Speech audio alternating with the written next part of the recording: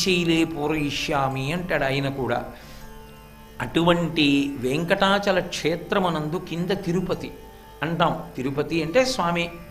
అక్కడ గోవిందరాజస్వామి అని ఒక దేవాలయం. గోవిందరాజస్వామి దేవాలయం అద్భుతంగా ఉంటుంది. ఆయన చేతి మీద తల పెట్టుకుని పడుకుని ఉంటాడు, కొంచెం పక్కన పెట్టుకుని. నాభికమలంలోంచి బ్రహ్మగారు, రెండు పాదముల వద్ద శ్రీదేవి భూదేవి మధుకైటభులన్న రాక్షసులు కూడా ఉంటారు అక్కడే. అంత పెద్ద అంతరాలయంతో కూడుకుని తులసిమాలల చేత అలంకరింపబడి దామోదర స్వరూపంగా కూడా ఉంటుంది. అక్కడే ఉన్నటువంటి వాడు గోవిందరాజస్వామి. ఆయన దర్శనం చేసుకుని బయటికి వచ్చి హుండీ దాటి కుడిపక్కకి చూస్తే మిగిలిన చోట్ల ఎక్కడా లేనటువంటి కృష్ణ పరబ్రహ్మం యొక్క దేవాలయం ఉంటుంది. ఒక్క వెంకటాచలంలోనే కృష్ణుడి దేవాలయాలు బహుభంగిమల ఉంటాయి. ఇక్కడ ఉన్నటువంటి దేవాలయంలో ఆయన ఆసనం వేసుకుని కూర్చుని ఏదో పగ్గాలు పట్టుకున్నాడా అన్నట్టుగా ఉంటాడు. ఇప్పటికీ ద్రవిడ దేశంలో కుంభకోణం అనే ఒక క్షేత్రం. ఆ క్షేత్రం లోపల ఒక విష్ణువాలయం ఉంది. అది రథాకారంలోనే ఉంటుంది.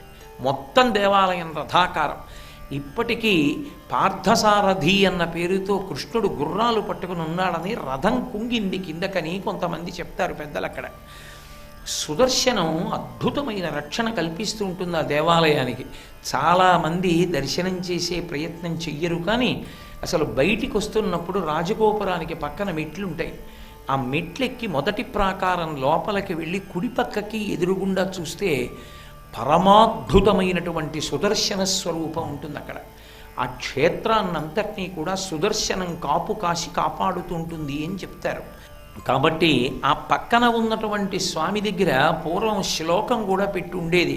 పార్థాయ తత్సదృశసారజనత్వయైవ యౌ దర్శితౌ స్వచరణౌ శరణం ప్రజేతి భూయోపి మహ్యమిహతౌ కరదర్శితౌ తే శ్రీవేంకటేశ చరణౌ శరణం ప్రపద్యే అని శ్లోకం ఉండేది. అదే మనం పద్మావతి అమ్మవారు ఉన్నటువంటి క్షేత్రానికి వస్తే అక్కడ ఒక వైవిధ్యం కనబడుతుంది.